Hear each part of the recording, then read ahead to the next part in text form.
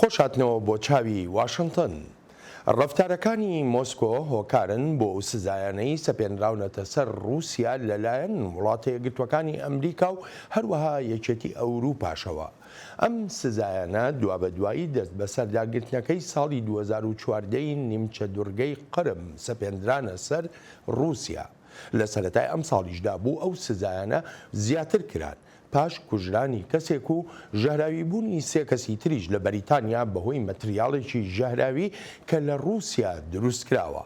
جا هەر چۆنێک بێت لە بەرامبەر هەر ڕووداوێکی لۆمەی رووسیای لەسەر دەکرێ دەست بەجێ وەک دەگوترێ مۆسکۆ وەڵامی ئامادەی هەیە. نکۆلیکردنەکانی رووسیا دوابەدوای شتەزانداوەکانێکی لە قەرم بۆ خستنە خوارەوەی فڕۆکەمالیزیەکە لە ساڵی 2014دا تاکوشتنی جودابیری رووسایی ئەلێکزاندەر لاتڤینکۆ و چەندانی تریش.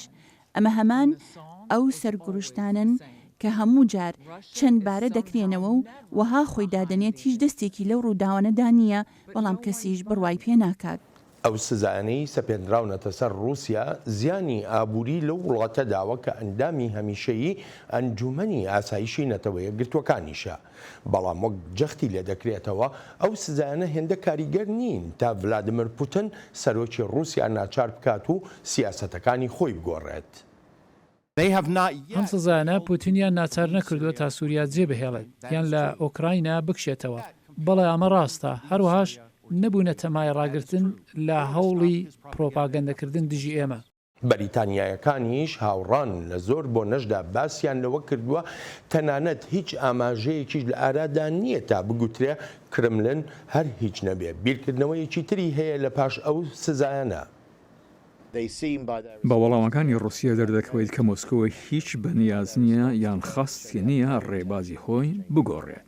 جا ئازیزانم بۆ بەرنامەی ئەمڕۆی چاوی واشنگتن میوانداری ئانا دەکەین. ئانا یەکێکە لە لێکۆڵەرەوەکان لە نێوەندی واشنگتن لێرە لە وڵاتە یەکگرتووەکانی ئەمریکا.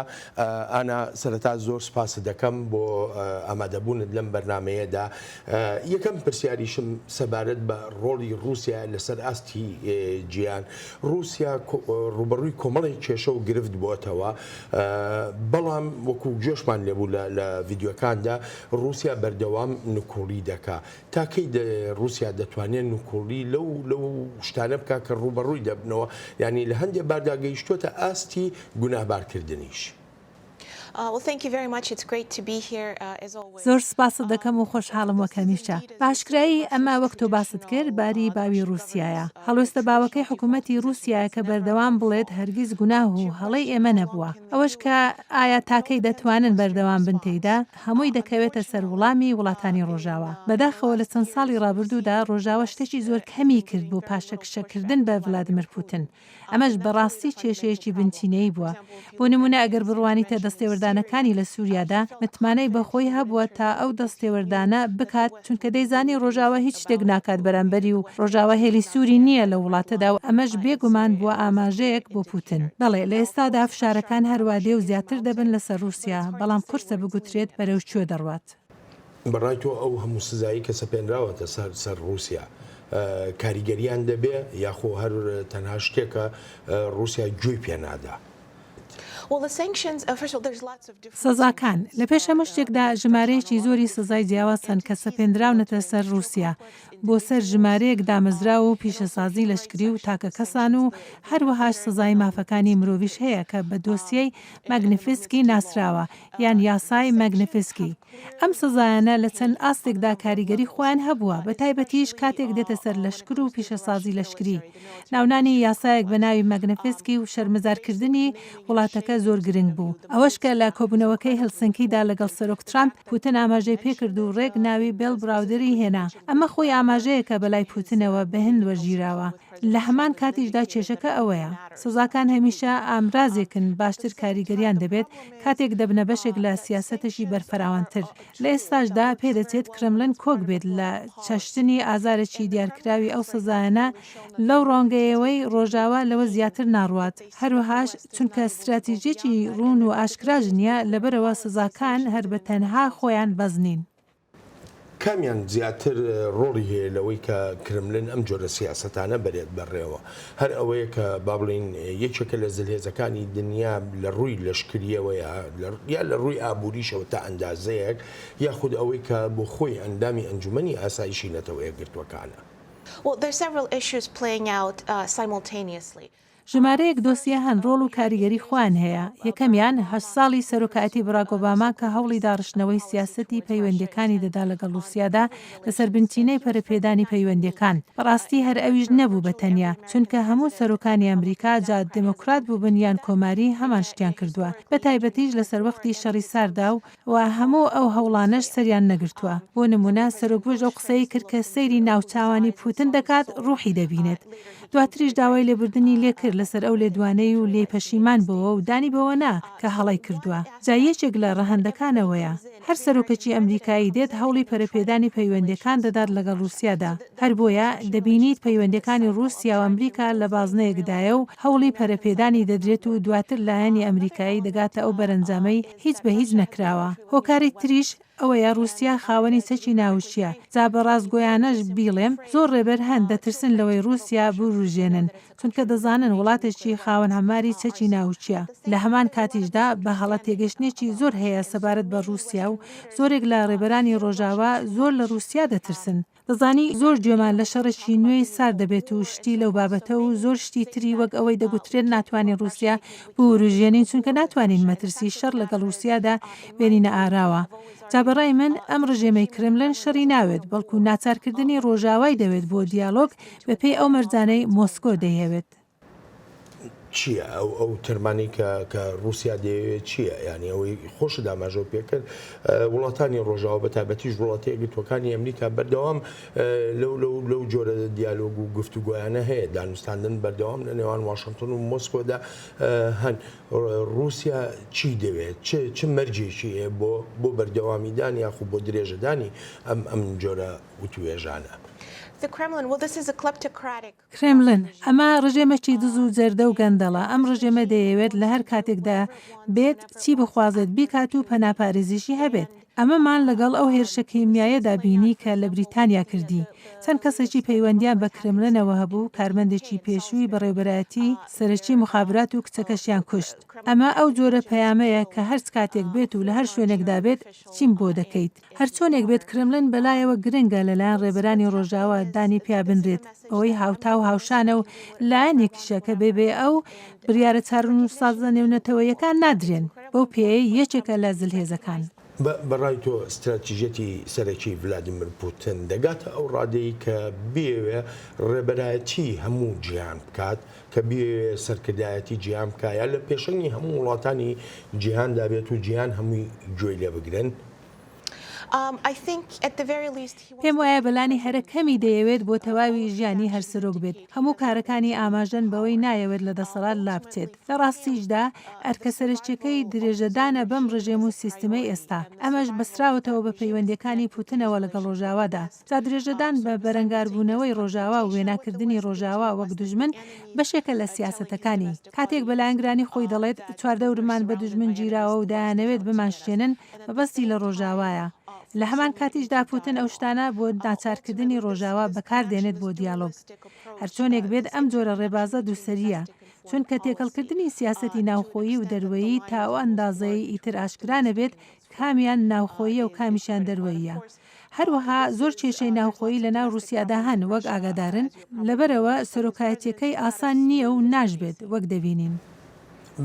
باسی هینی وڵاتانی تری دەرەوە نەکەین بەڵام لە ناو ڕووسیادا گلەیی و ڕخنەیەکی ئێجگار زۆر هەیە لە ڤلادیمیر پوتین سەبارەت هەم بە سیاسەتە ناوخۆیەکانیشی و هەم بە سیاسەتە دەرەوەیەکانیشی بەڵام هیچ نەکرابووی سروشتی ئەم ڕژێمەی پوتین وایە کە نەتوانرێ هیچ بکرێ یاخۆ با بڵین لاوازیەک لە ئۆپۆزیسیۆنی ڕووسیادا هەیە. جایەکێک لە شێشەکانەوەیە کە ڕژێمی کرملن یا ڕژێمی پوتین ڕێگە نادات ئۆپۆزیسیۆن بەهێز بێت وەک دەبینین کۆنتترۆلکردنی دەسەڵات و چەنگگیرکردنی لە دەسەڵات هەروادێ و زیاتر دەبێت لە سەرەتادا وەک دەسەڵاتێکی سەرکوتکار دەستی پێکرد و ڕۆژ بە ڕۆژی چەنجی خۆی زیاتر لە دەسەڵات گیر دەکات. ئەوەشمان بیر نەچێت ناڕزایی دەربڕین لە رووسیا ساڵ بە ساڵ زیاتر دەبێت و لەوەش گرنگتر ئەوەیە ناڕزایی زۆرێک لە شارە گەورەکانی وڵاتەکەی گرتوتەوە. لەم ماوەی ڕابردوودا دۆسیەی ریفۆرم بۆتە داوایەکی زۆر مشتومڕ لەسەر و ئەوەش دەبینین کە پارتی کۆمۆنیست لە زۆر بەشی رووسیادا لە ڕەوشێکی باشدایە و ئەمەش وەک ئاماژەیەکە کە هێندێک هەن لە رووسیادا بێ لە پوتین کەسی تریان ناوێت. من دەگەڕێمەوە وڵات. هەتا ئێستاشی لەگەڵدا بێ مۆسکۆ ئەو سزایانە بە هەنگاوێکی بێهودە ناو دێر دەکات و بە هێندیشی وەرناگرێت و دەشڵێت کۆتایی هێنان بەو سزایانە دەبێتە سەرەتایەکی نوێی هاوکاریکردن. هیوادارین دۆست ئەمریکایەکانمان لە کۆتاییدا بگەنە ئەو بەرەنجامێک کە بەکارهێنانی ئەم جۆرە سیاسەتە بێسوودە ئەو جاش ئێمە دەست دەکەین بە هاوکاریەکی بنیادنەر. بەڵام سیاسەتمەدارانی ڕۆژاوایی بەگشتی و ئەمریکایی و بەریتانیەکانیش بە تایبەتی هاوڕانین لەگەڵ ئەو جۆرە تێگەیشتن و بیرکردنەوەی سەرۆکی رووسیا سەبارەت بە سزاکان و هەروەهاش هەڵگرتنی ئەو سزایانە. هەندێک زار سزاکان وە بەدڵنیاییەوە لەم دۆسیەدا سزای دروست و مۆراڵین بژیرێنە بەر وەک وەڵامێک بەرامبەر جم و جۆڵی ئاشکرای نایاسایی تەنانەت ئەگەر ڕەفتارەکانی پوتنیش نەگۆڕن. جا ئەو سزایانە هەر چۆنێک بن و کاریگەریەکانیشی لە چه ئاستێکدا بن نیشانەیەکی ترە کە حکوومەتی رووسیا وەک وەزیری ئاسایشی بەریتانیا دەڵێت پێدەچێت بایەخ بە هاوڵاتیانی خۆی نەدا بەو شێوە گرنگەی بەریتانیا دەڕوانێتە هاوڵاتیانی خۆی. ئەو گەورە کار بەدەستەی بەریتانیا ئاگاهیش دەدا کە ئەو ڕەفتارانەی رووسیا بەبێ دانی باجەکەی تێناپەڕن.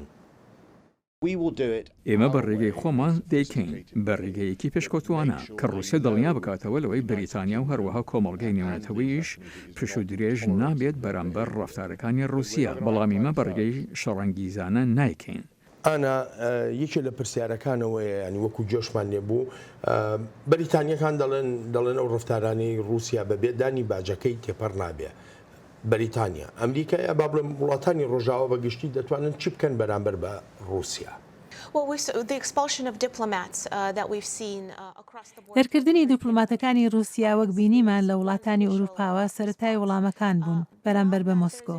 لە دەرەوەی ئەوەشدا بەرەنگاربوونەوەی هێرشە ئەلکترۆنیکیەکانی رووسیا هەبوو یانیش هێندێک کاری تری نەهێنی کە بۆ میدیاکان ئاشکرا نەکراون. دەزانی ئەمانە هەمووی وڵامن دراونەتەوە. سزاکان کە باسمان کرد وڵامە بەڵام وڵامی کاردانەوە ئامێزن. ئەوەی کە گرنگە ئەوەیە هەر لە کاردانەوەدا سنووردار نەبێت و چاوەڕوان بێت تا شتێک دەکات. دەزانی یەکێک لەو شتانەی رووسیا کردی بە ڕاستگۆیانە بڵێن هێرشی کیمیایی بوو لەناو خاچی بریتانیادا. بەداخەوە هێشتا ڕۆژاوە پێویستی بە داڕشتنی سیاسەت و ڕێبازێکی فرەلایەنی بەرفراوانەیە.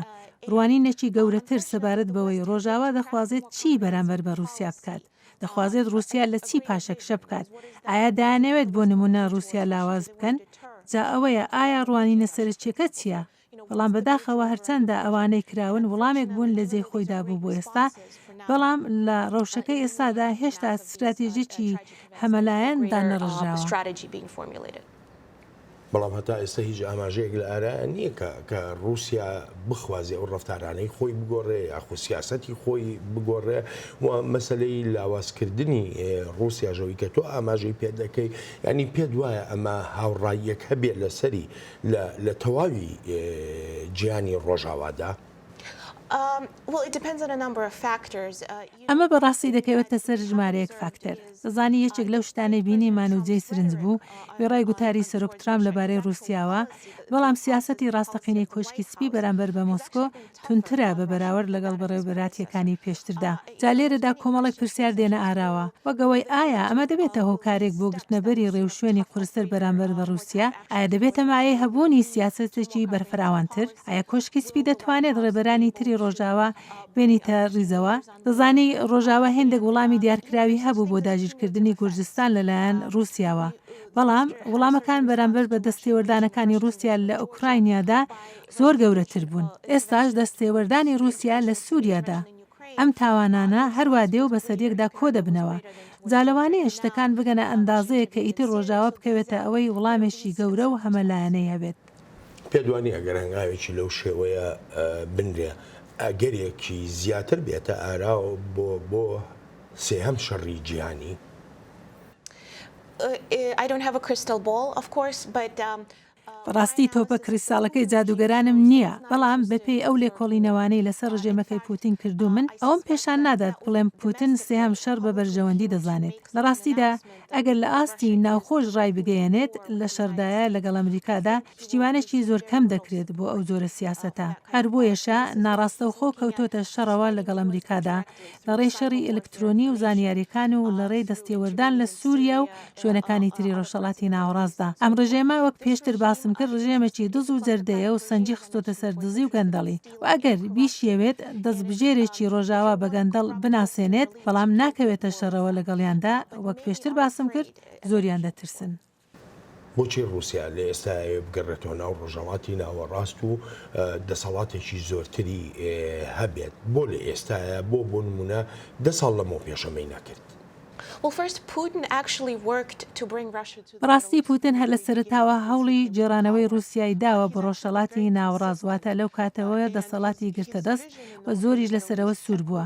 ئەو ڕوانینەی لەسەر ڕۆژهەڵاتی ناوەڕاستیش هەیەی ڕنگدانەوەیکی ئێجگار زۆری ڕوانینەکانی یەڤگینی بریمەکۆفا کە پێش پوتین لە حکوومەتدا بووە. بریمەکۆف جەختی دەکردەوە لەوەی کە رووسیا دەبێت هەڵوێست و ڕێشوێنی تونتر بگریتە بەر دژی ڕۆژاوە. جا بەڕاستی گەڕانەوە بۆ ڕۆژهەڵاتی ناوەڕاست هەر هەبووە و هەر لە دەستپێکەوە ئامادەیی هەبووە لەوێ و شتەکە بە خاوی بە بێدەنجی کراوە و زۆرێکیش لە ڕۆژاوا سرنجیان پێنەدا. بەڵام ئەو کاتە زیاتر دەرکەوت کە دەستی کرد بە دەستێوەردان لە سووریادا لە مانجینۆی ساڵی 2015دا. هەرچەندە هەر لە سەرەتای قەیرانی سووریاوە رووسیا ڕژێمەکەی ئەسەدی دەپاراست ئەمەشی لەبەر چەند هۆیە کرد. لەوانە هێزێکی ئەوە تویان لە ڕۆژاوا نەبینی و بەلاواز داهاتە بەرچاویان و هیچیش ناکرێت بەرامبەری ئەگەر هێلی سووریش ببەزێنێت. ئۆباما ئاماژەی بەوە دەکرد کە بە هەمان ئەندازەی سەرۆکانی پێشخۆی بەرژەوەندی لە ڕۆژهەڵاتی ناوەڕاستدا نییە. ڕەوشی زلهێز بوون. ئەمەیان بۆ پوتین زۆر گرنگە تا لە ڕێی هاوشانبوون لەگە ڕۆژاوادا سیاسەتەکانی ڕۆژاوا وەربسەرخێنێت یان پاشەکشیان پێ بکات. لێشاوی پەنابەران بۆ ئوروپا، فرۆشتنی چەک، ڕۆژهەڵاتی ناوەڕاست مەیدانێکی گەورەی ململانەی رووسیا و ئەمریکا بووە لەسەر وەختی شەڕی ساردا. ئیتر پوتین هەر لە دەست پێکەوە زەمینەی بۆ ئەمە خۆش دەکرد. ئەمانە بێ لەوەی پوتین بڕوایەکی زۆریشی بەوە هەیە کە ڕۆژاوا خۆپیشاندانەکانی دژی ڕژێمە سەرکوتکارەکان وەک ئەوانەی بەرامبەر بە ئەسەد و دەسەڵاتدارانی ئوکراینیا و تەنانەت خودی پوتینیش دەکران. زۆری بەلاوە گرنگە نەهێڵێت ڕژێمێکی سەرکوتکار بڕوخێت چونکە بڕوای وایە دەستی ڕۆژاوای لە پشتە.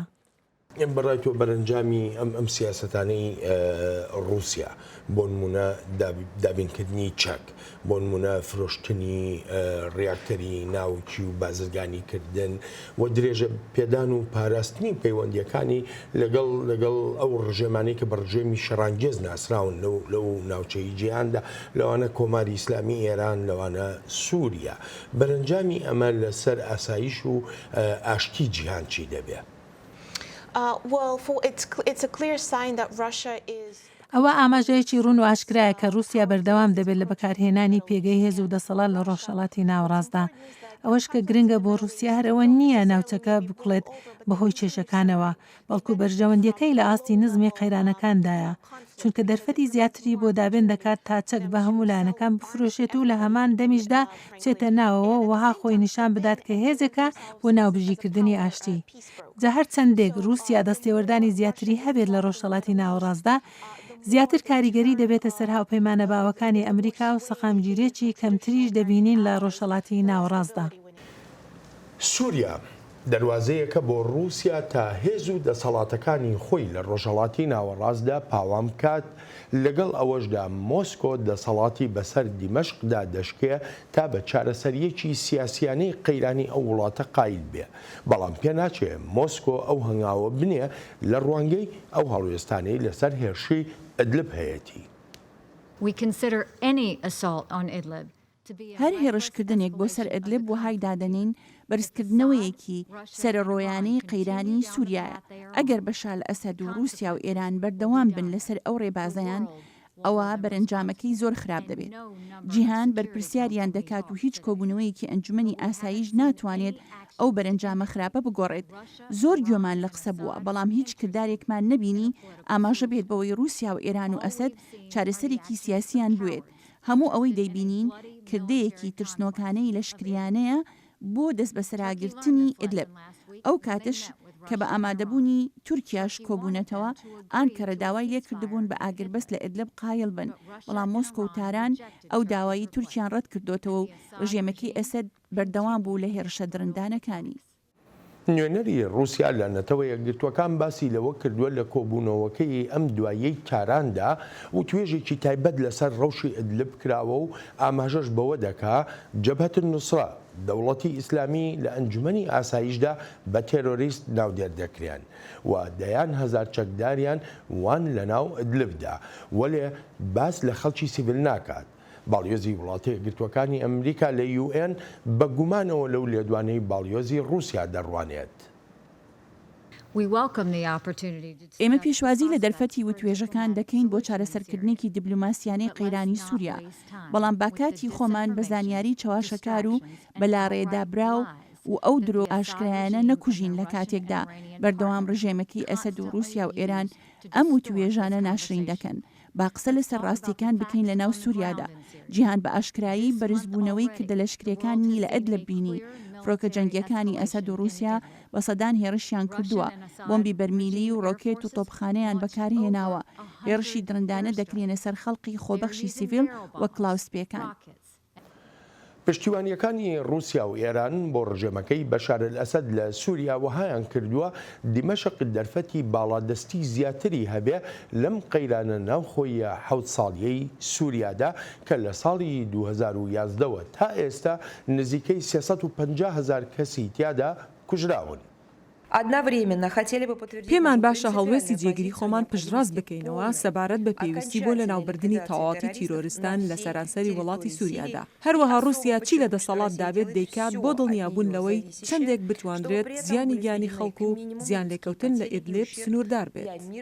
ئەنا بەڕای تۆ رووسیا لە سووریادا بەڕاستی شەڕی دژی تێرۆریزمەکە یاخو هەموو ئامانجەکەی مانەوەی خۆیەتی لە سووریادا و پشتیوانیکردن لە ڕژێمەکەی ئەسەد؟ ئەوە هەرتەنها هەوڵەشی ترە بۆ مانەوە لە سووریادا و پشتیوانیکردنی ڕژێمی سووریا. رووسیا هەرگیز بە بەردەوامی تێروریستە ڕاستەقینەکانی لە سووریا نەکردوتە ئامانج. تەنانەت ئێمە هێرشە ئاسمانەکانی رووسیامان لەبیرە بۆ سەرچەچەن هێرشی دەکرد و تەنانەت هاوڵاتیانی رووسیاشی دەکوشت. ئێستا هەمان سناریۆ لە سووریا دەبینین و رووسیا نەک هەرتەنها بە تەنگ خەڵکی سیڤیلەوە نییە، بەڵکو بە خۆشحاڵیشەوە سەیری کوژرانی خەڵکی سیڤیل دەکات، یان کاتێک ڕژێمی سووریا خەڵکی بێتاوان دەکوژێت و ئەمەشی کردوتە تاکتیکێک لەو شەڕەی لە سووریادا دەیکات، چونکە هەر کەسێک چەکی دژی ئەسەد هەڵگرت بێت رووسیا بە تەروریستی دادەنێت. چۆن نەتوانێت پشتیوانی بۆ وڵاتانی ناوچەکە بەدەستبێنێ بەتابەتیش مەبەستم لە تورکیایە، لە عەرەبستانی سعودیە، لە مێنیشینە یەکگرتوەکانی عەرەبە، تەنانەت قەتەریش.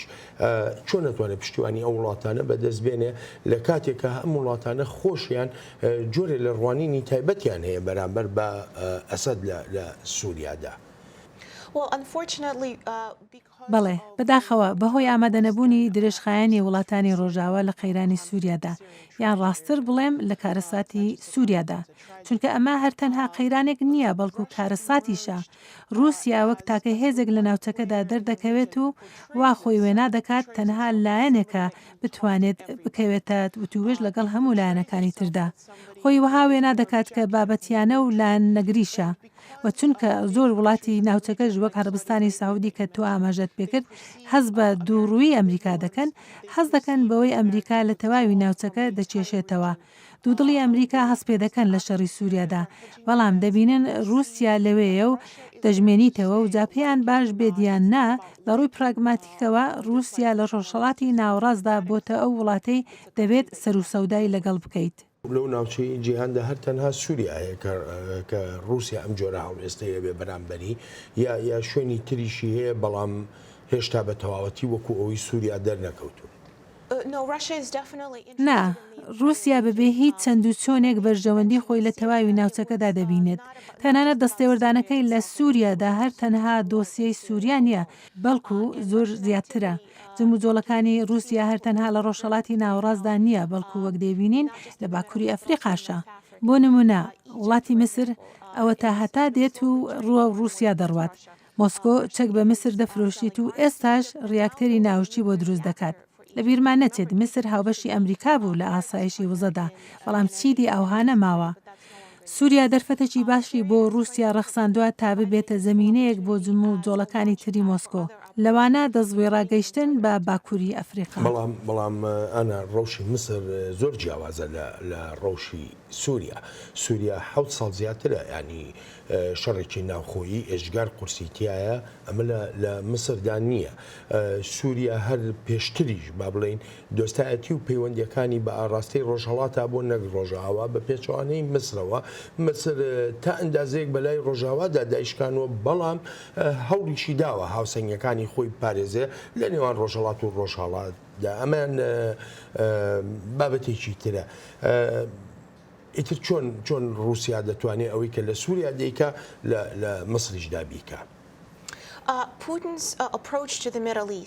هەوڵەکان و ڕێبازی پوتن بۆ ڕۆژهەڵاتی ناوەڕاست لەو ڕۆژەی دەسەڵاتی گرتوۆتە دەست دەخوازێت دۆستی هەموو لایەک بێت. جا ئایا دوژمنێکی باو بوو بێت یان دۆستێکی باو؟ ئەمە ئەو سیاسەتە بووە بە بەردەوامی گرتوویەتە بەر لە ساڵی 2000ەوە بە پێچەوانەی کەتی سۆڤێتی پێشووەوە. رووسیای پوتین وڵاتێکی بێ ئایدۆلۆژیە و ئەمەش ڕێگەی بە پوتن داوە پراگماتی بێت و پەیوەندی لەگەڵ هەموو لایەکدا دروست بکات. لە ڕاستیدا پوتن سوورە لەسەر ئەو سیاسەتەوەی و وابەستەشە پێوەی و توانیوێتیشی ئەو پەیوەندیانە دروست بکات. ئەمە بۆ بابەتی دوو وڵات، بەڵام بۆ هەموو ڕۆژهەڵاتی ناوەڕاست بە گشتی هیچ شوێنێکی تر هەیە بە جێگرەوەی ڕۆژهەڵاتی ناوەڕاست بۆ رووسیا یاخۆ هەموو جەختەکەی لەسەر ڕۆژهەڵاتی ناوەڕاستە. بەڵێ کاتێک دێتە سەر ڕۆژهەڵاتی ناوەڕاست ئەوە زانراوە لەبەر زۆر هۆکار ئەو ناوچەیە گرنگە. بۆ نمونە دەستڕاگەشتن بە دەریای ناوەڕاست وەک هێزی لەشکریش رووسیا هەمیشە بە شوێن بەندەرەکاندا دەگەڕێت بۆ هێزە دەریایەکەی. ئەو زمینەی رووسیا لە ناو سووریادا هەیەی گرنگە، تەنانەت لە کاتێکدا ئەگەر ڕێگە بە فڕۆکە زەنجەکانیشی نەدرێت، سووریا وڵاتەشی استراتێژیە و دەستوێ ڕاگەشتنیشت دەداتێت بۆ تەواوی ناوچەکە. لە دەرەوەی ئەمەش کە باسم کرد، رووسیا لە پەیوەندیدایە لەگەڵ شانشینی مەغرب و لەگەڵ وڵاتی تونسیشدا و پرۆسەکەش لە پەرەسەندندایە. رووسیا جموجۆڵی زۆری لە لیبیا هەیە و ئەگەرێکی گەورەش هەیە رووسیا بیکاتە جێگەیەک بۆ هەنگاوەکانی داهاتووی. بەڕاستیش کاتێک دێتە سەر درێژە پێدانی تەمەنی ڕژێمەکەی پوتن، ئەوە دەکەوێتە سەر پەیوەندیەکانی لەگەڵ ڕۆژاوادا و پوتن تاوتوێ ئەو ڕێگانە دەکات کە بتوانێت بەرەنگاری ڕۆژاوای پێ ببێتەوە و ئەلبەت ڕۆژهەڵاتی ناوەڕاستیش ناوچەیەکی گرنگە بۆ ئەو ئامانجانەی پوتن. دەگەڕێمەوە بۆلات. مۆسکۆ هەموو جۆرە یارمەتیەک بۆ سووریا دابین دەکا.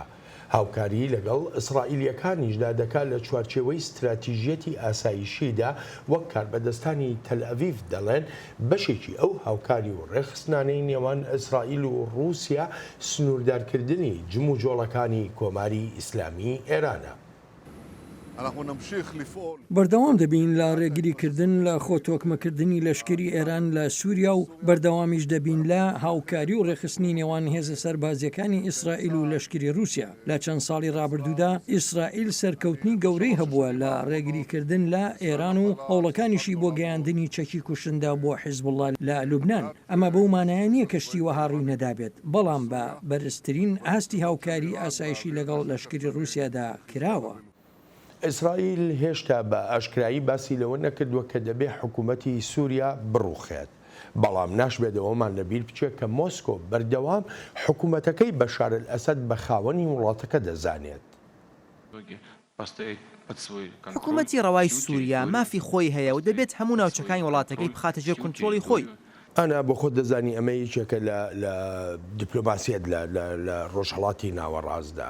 رووسیا لەگەڵ ئێراندا لە ناو سووریادا دۆستن، هاوپەیمانی یەکن، هەموو هاوکاریەکیشیان هەیە. بەڵام وەکو سەرۆکوەزیری ئیسرائیلی ژێستە باسی کرد، مۆسکۆ و تەلئەڤیڤیش هەموو هاوکاریەکیان لە نێواندا هەیە. لێرەدا ئێران نابێت بە گرفت بۆ ئەو خواستانی کە رووسیا هەیەتی. دڵنیا نیم لەوەی ئێران ببێتە تەگەرە لە بەردەم خواستەکانی رووسیادا. ئێران هاوبەش و هاوکارێکی سەرەکی رووسیا لە ناوچەکەدا، هاوبەشێکی پڕ لە ئاڵۆزیە. بەڵام ئەو ڕاستیە کە هەردووچیان دژی بەرژەوەندیەکانی ئەمریکا و دژی بەرژەوەندیەکانی ڕۆژاوان یەکی خستون و لەوانەشە ئامانجی جیاوازیان هەبێت لەگەڵ یەکتردا بەڵام هەر هیچ نەبێت تا ئێستا ئامانجەکانیان بەیەکیاندا نەداوە. ینی تەنانەت دەگەر باسەکە بێتە سەر ئیسرائیلیش و بەرژەوەندیەکانی ئیسرائیلیش.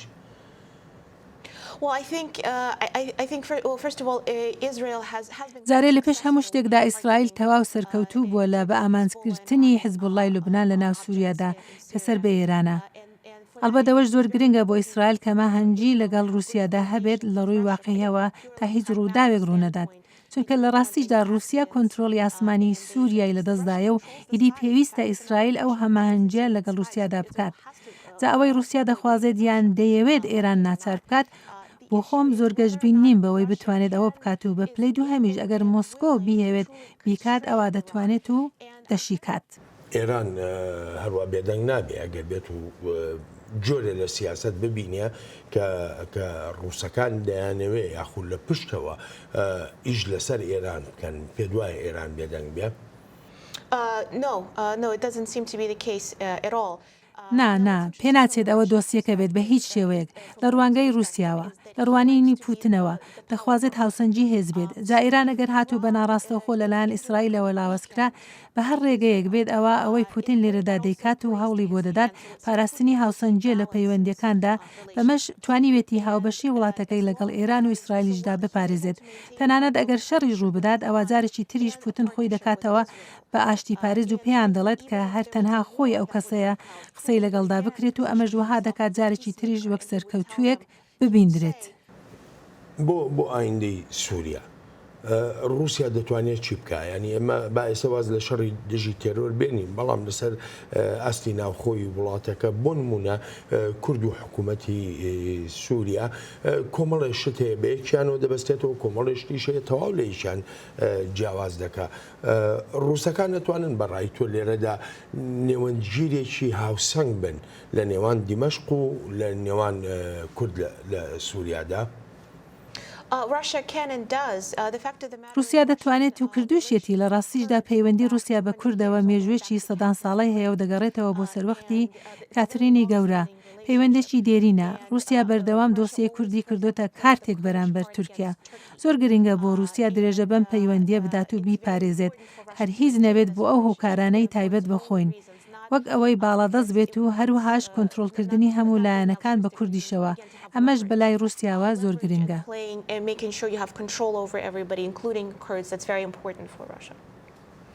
بۆ خۆ دەزانی ئێستا تورکیا لە کێشەیەکی گەورەیە لەگەڵ وڵاتەیە گرتوەکانی ئەمریکادا پێ دوایە تورکیا بڕوات بەرەو رووسیا یا با بڵێم رووسیا ئەو متمانەیە بە تورکیاکە کە ببێتە هاوپەیمانی. پێم وایە کەمتر پەیوەندی بە دۆسیە متمانەوە هەیە و زیاتر پەیوەندی بە باڵادەستیەوە هەیە لێرەدا ئەوەی ڕاستیە ئەوەیە کە رووسیا باڵادەستێکی زیاتری هەیە لە پەیوەندەکاندا وەک لە تورکیا بۆ نمونە لە ڕووی گەشتیاریەوە گەشتیارانی رووسیا بۆ ئابووری تورکیا زۆر گرنگنەوە ئەمە شتێکە لە دەستی پوتندایە ئەو گەشتیاریە زیاد بکات یان کەمی بکات. جارێکی تریش دەیڵێمەوە تورکیا زۆر بژارەی لە بەردەستدا نییە چونکە مۆسکۆ کارتی کورد بەکاردەهێنێت و ئەمەش بێگومان بۆ تورکیا گرنگە و هەر بۆیەش ئەردوغان بە چواردەوری پێگەی پوتندا دێت و دەچیت. بەڕاستیش ڕەوشی ناوخۆی تورکیا و نەبوونی دموکراسی لە تورکیادا و ئەو ڕۆژە ئاڵۆزەی لە پەیوەندیەکانیشدا کە هەیەی لەگەڵ ڕۆژاوادا هەر بۆیە ناکەویتە سەر ئاستی متمانە هێندەی ئەوەی لەسەر باڵادەستی وەستاوەتەوە. لەگەڵ هەموو ئەوانەشدا کە باس کران بەڵام هێشتاش کرملن چاوێکی لەسەر پەیوەندیەکانە لەگەڵ واشنگتن بە تایبەتیش لەم سەروەختی بەڕێوەبەرایەتی سەرۆک ترامپدا وەک شیکەرەوە دەڵێن ئەمەش کەوتۆتە سەر ئەگەر و نەگەری هەڵگرتنی سزاکان لەسەر رووسیا. رووسیای مۆدێرنی پۆتن پەرەپێدانی پەیوەندیەکانی لەگەڵ وڵاتە یەکگرتوەکانی ئەمریکادا بە سوود دەزانێت و بە پلەی یەکەمیش هەڵگرتنی سزاکانە بەڵام پۆتن ناتوانێت ئەمە بە ئاشکرایی بڵێ هەر بۆیە دوو پەیامی نات یەکەمیان ئەوەیە کەوتی هەڵبژاردننی ترامپ بۆ رووسیا باشە و ئێمەش یارمەتیمان داوە ڕاستە بە ئاشکرا دانی پێدا نانێت بەڵام وەک ئەوەیە بڵێت بڕوامان بە ترامپە ئەمەش هەرتەنها بڕوابوون ناگەێنێت بەڵکو شتێکیش کراوە بۆ یارمەتیدانی ترامپ پەیامی دووەمیش وەک ڕاوەکردنێکی سیاسەتەکانیەتی بۆ ناوخۆ دەڵێت هەوڵ دەدەین دانوستاندن لەگەڵ ئەمریکادا بکەین لەسەر بنچینەی ڕێزگرتنی هاوبەش ئەمەش لە ڕاستیدا بە مانای هەڵگرتنی سزاکانە لەسەر رووسیا و بێگومان ئەمە کارێکی قورس دەبێت چونکە سزاکان لەلایەن سەرۆکی ئەمریکاوە نەسەپێنراون بەڵکو بڕیاری کۆنگرێسە. وەکو جۆمان لێبووان ئەم شکرەوە سیاسیە دمتری ئەماژە بەوە دەکا رووسیا خواستی هەیە کە لەگەڵ ئەمریکادا پەیوەندیەکان باش بکرێنەوە بەڵام بۆ مەرجەی سزاکان هەڵبگیرێن و ئەمەش یەکێکە لە با بڵین خواستەکانی ڤلادیمیر پوتین ئەگەر ئەو سزایانە هەڵبگیرێن هیچ متمانەیەک هەیە بۆ ئەوەی کە بڵین پەیوەندیەکانی نێوان ئەمریکا و رووسیا بەرەو باشتر دەڕۆن. دەزانی هیچ دڵنیایەک نییە دەگەڕێمەوە سەرەوەی پێشتر باسم کرد پوتین هەمیشە دەیەوێت لەگەڵ ڕۆژاوادا لە دیالۆگدا بێت چونکە هەمیشە ڕژێمەکەی لە دووڕێییدایە دەشگەڕێمەوە سەر پرسیارێکی پێشترت پوتین شەڕی ناوێت بەڵکو دیالۆگی دەوێت بۆ مەرجانەی خۆی دایبنێت و بەبێ هیچ گومانێکیش دەیەوێت سزاکانیشی لەسەر لا بدرێت. پێشبینیش ناکەم بەم زوانە ئەو سزانە لەسەر رووسیا لا بدرێن چونکە بەڕێبەراتی ئێستا ئەمریکا زیاتر سوورە لەسەر سزاکان و سزای تریشی بەدوادادێت. جا لەم ڕوانگەیەوە پێناچێت پەیوەندیەکان بچنە بارێکەوە بۆ پەرەپێدان. تەنانەت دۆسیەکەش ئەوە نییە کە ئایا ئەو پەیوەندیانە باشتر بن یا خراپتر بن. بەڵکو لە هەبوونی استراتیژێکی تند و بەرفراوانتردایە بۆ کۆتایی هێنان بە جم و جۆڵە جۆرا و جۆرەکانی پوتین لەسەر هەردوو ئاستی ناوخۆیی و جیهانیش کاتێک باز دێتە سەر ئەمریکا و یەکێتی ئەوروپادا. ئەگەر ڕۆژاوا بتوانێت استراتیژیەک دابڕێژێت ئەوە دەتوانێت چالاکانەتر پاشەکشە بە رووسیا بکات و بەو هیوایش ڕۆژێک لە ڕۆژان بتوانرێت زەمینە خۆش بکرێت بۆ سیستمێکی جیاواز لە رووسیادا و رووسیا ببێتە وڵاتێکی دموکراسی.